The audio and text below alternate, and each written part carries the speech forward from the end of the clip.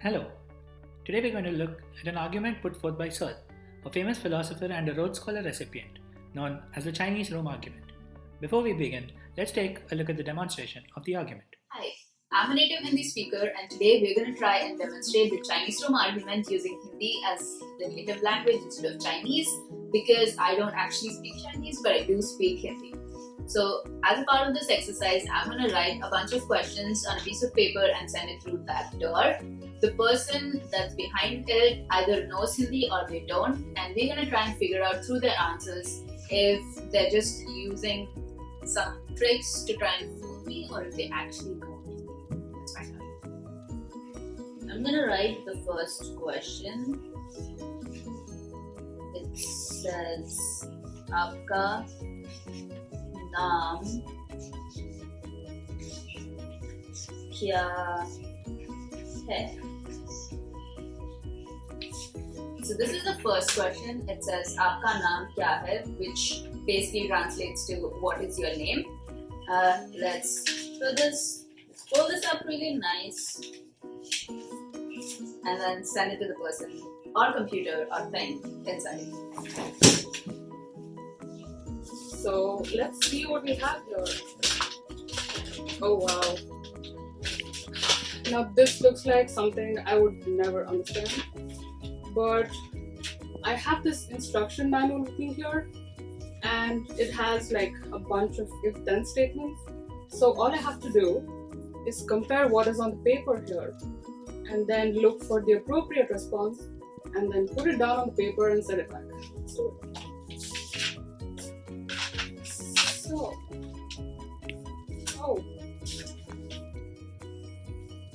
looks like a beautiful language.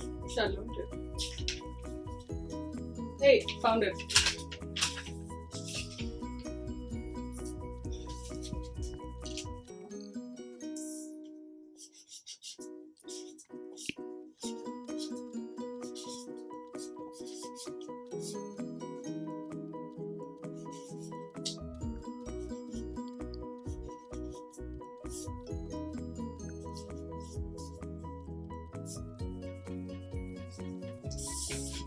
I'm done now.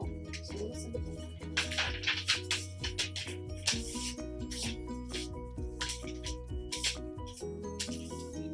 Looks like we have an answer. Let's see what it says. मेरा नाम कमल है. So this is what it says. It means that the person who's inside, his name is Kamal. I'm not completely convinced, so I'm going to ask them another question. Let's ask them if they are hungry.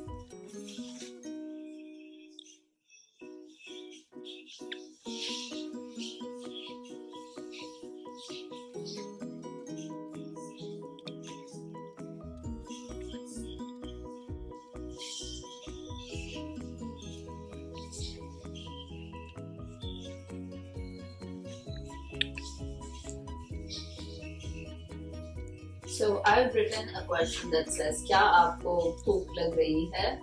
Which is basically asking them if they are hungry. I'm gonna send them this. I'm assuming if it's a machine, it's not gonna be hungry, but let's wait and watch. So here we have another question. Oh wow, that is super long. Okay, I hope I can convince this person that I'm actually a Hindi speaker. So, let's see. It's a lot of curves here.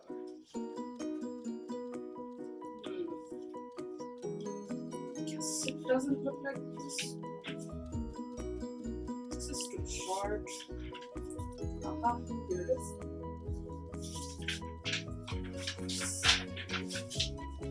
I'm now going to write a response to this question.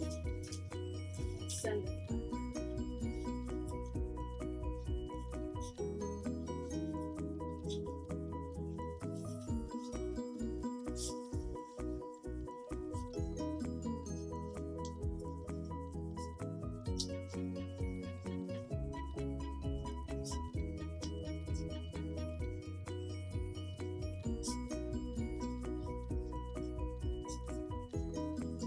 That did take a while to write, right? Yeah.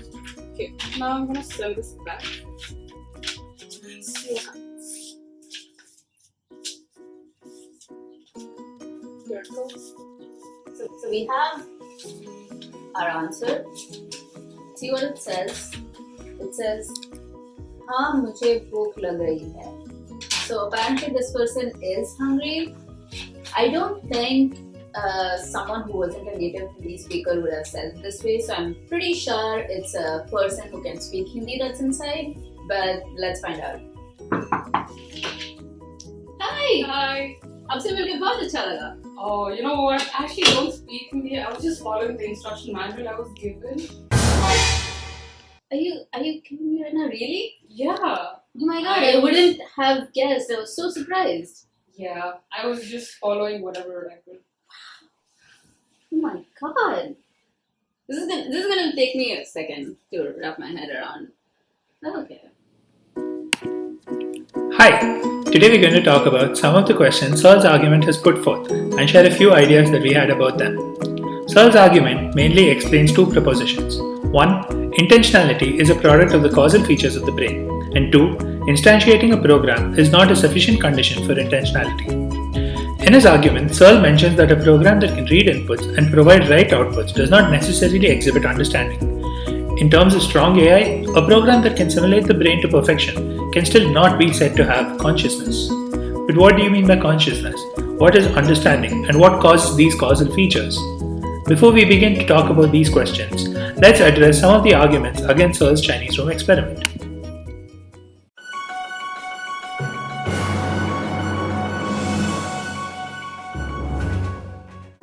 The system's reply suggests that the Chinese room focuses on the wrong agent.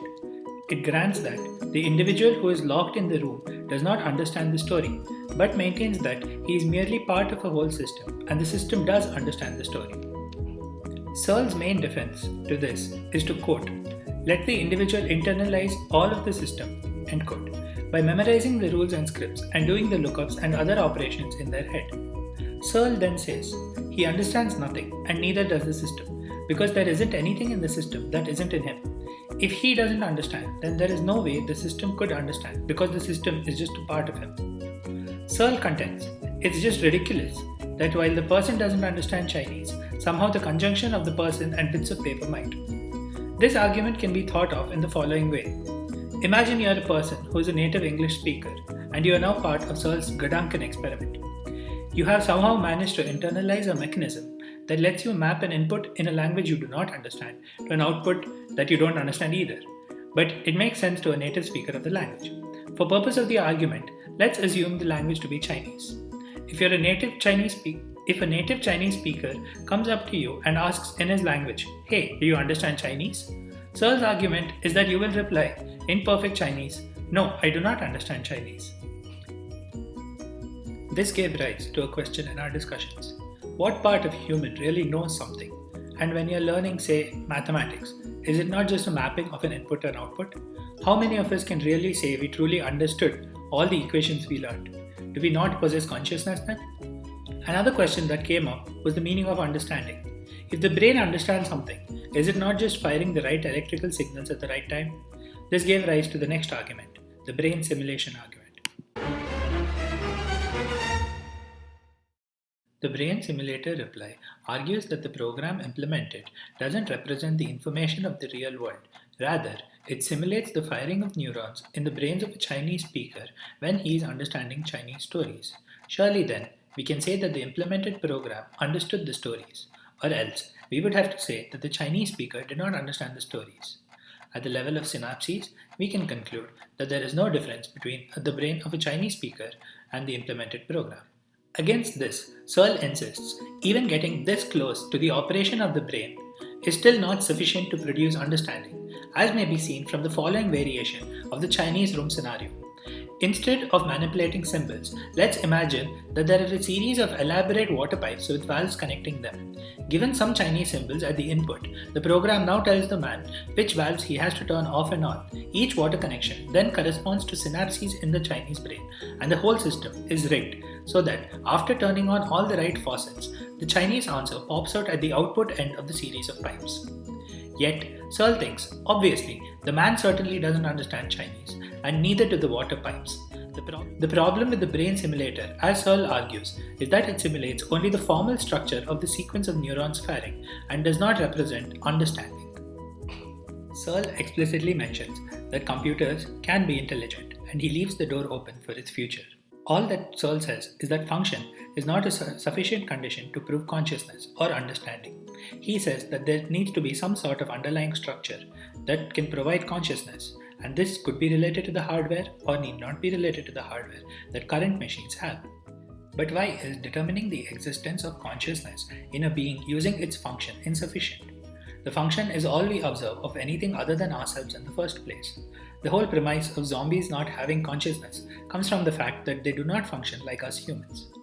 If the observable function of an entity cannot prove its consciousness, then how can anyone determine the consciousness of any being besides themselves?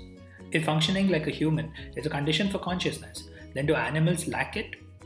Thomas Nagel states that consciousness is just a way to express an entity's unique perspective to a situation. In his paper titled, "What is it like to be a bat?" he says, an organism has conscious mental states if and only if there is something that it is like to be that organism, or something that it is like for that organism. We seem to believe that beings we meet have consciousness, but nothing in their behavior allows us to conclusively determine that. More importantly, if consciousness is a property of physical substance, then it has not yet manifested itself in non-living objects like simple circuits. Functionalism seems to suggest that if you have a specific kind of output to a specific kind of input, no matter what the process between them is, consciousness just emerges. That strikes many as rather odd. In science, properties emerge out of arrangements or structures. When saying that a function is sufficient, we're basically saying that as soon as we have a proper set of inputs with the right set of outputs, then poof, there's a subjective experience or qualia. What is so physically significant about function that we can have something so weird as qualia just pop out of it? What is the underlying thing connecting these separate ways of linking the same set of inputs to the same set of outputs that allows them to share this sort of emergent property? It certainly does sound a bit weird.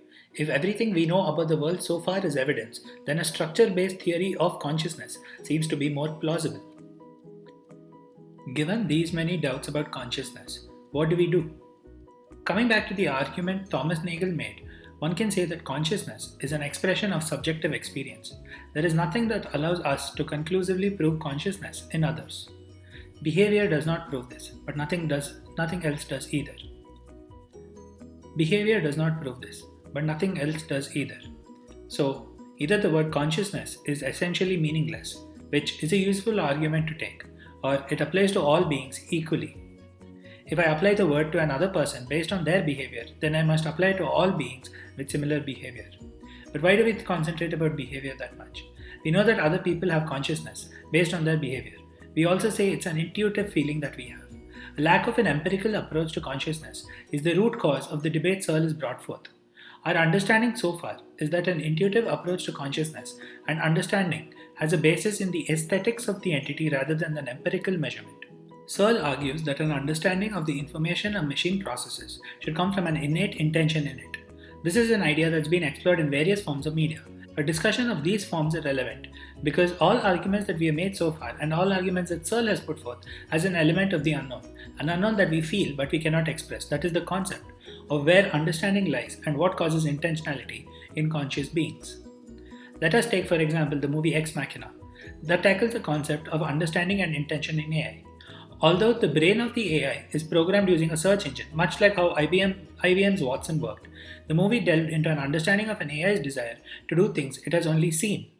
Ava, a female humanoid, seems to have the first-person experience because she has motivations, but her emotions seem to be modeled off the system that the creator built.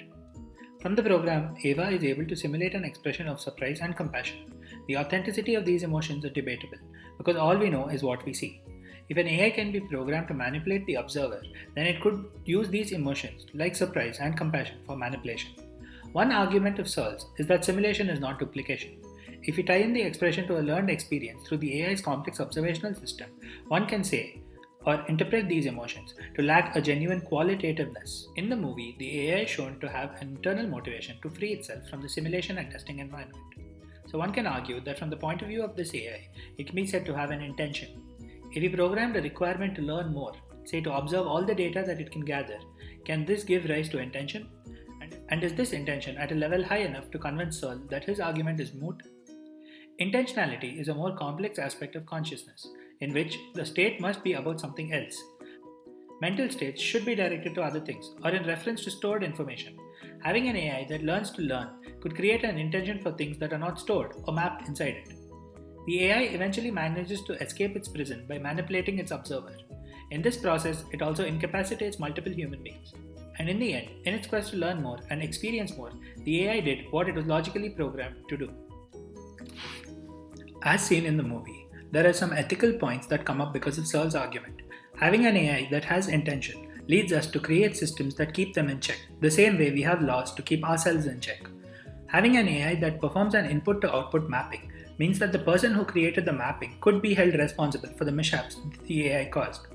Searle's argument is a convenient way out of the ethical dilemma of knowing whom to blame in a situation where an entity without consciousness commits a crime. This is analogous to blaming the person throwing the rock at a window, rather than going into an understanding of the psyche of the rock in order to blame it. Searle's argument is a scenario where each side thinks their points are obvious and cannot understand how the other side is making these preposterous claims. Although the argument is a simple one, Searle has made evident a huge crack in the definitions of understanding, consciousness, and the existence of strong AI. Searle's argument is far from baseless. It is an argument against a fairly specific definition of consciousness and does a good job at undermining confidence in that aspect. Through our discussion, we have concluded that the definition of consciousness is something that does not have a scientific basis of verification yet. Human understanding has not reached a stage where we can ascertain the internal powerhouse, that is consciousness, in beings other than ourselves. In order to progress a discussion about the existence and implications of strong AI, one must re-evaluate the milestones in the path to creating one. As Kranzberg's second law states, technological advancements in certain fields beget advancements in other fields.